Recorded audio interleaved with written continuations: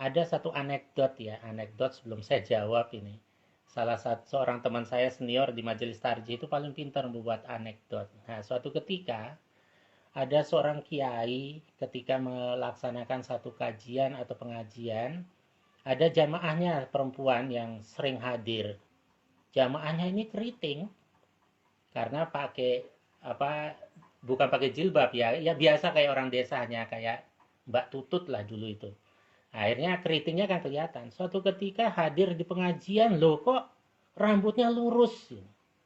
Rambutnya lurus bagus sekali. Enak dilihat. Kiainya juga tertarik. Sampai kiainya bertanya kepada jamaahnya, Bu, kemarin kan keriting rambutnya. Sekarang kok lurus begini. Kenapa? Saya rebonding, Pak Yai.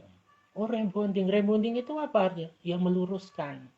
Akhirnya karena kiainya ini gaptek ya, suatu saat dia jadi imam, pingin gaul lah gitu, kiainya mengatakan, kan luruskan sap gitu kan, istawu sufufakum, dia ganti rebonding.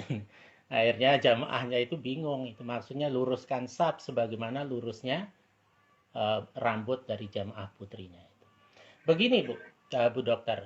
Jadi motif ibu sendiri kan sudah jelas ya, untuk menjaga keharmonisan di rumah tangga. Sekarang, orang ubanan tidak selalu identik dengan usia. Murid saya yang jauh sekali usianya itu hampir 100% uban juga ada. Murid saya yang hampir 50% ubanan itu juga ada. Berarti ubanan itu tidak selalu karena faktor usia. Bisa karena faktor hormonal dan sebagainya. Nah, istri ini masih muda, tetapi karena mungkin secara hormonal ada suatu, ya kelihatannya tua. Salah satunya adalah ubanan. Untuk merawat keharmonisan dia menggunakan misalnya perawatan rambut, menggunakan smear. Dalam konteks itu ya tentu mubah hukumnya. Asal tidak dipamer-pamerkan untuk orang lain karena kaitannya dengan aurat dan lain sebagainya.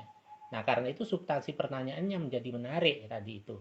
Untuk menjaga keharmonisan dengan suami. Sekalipun suami juga kadang tidak selalu melihat ubanan atau tidak.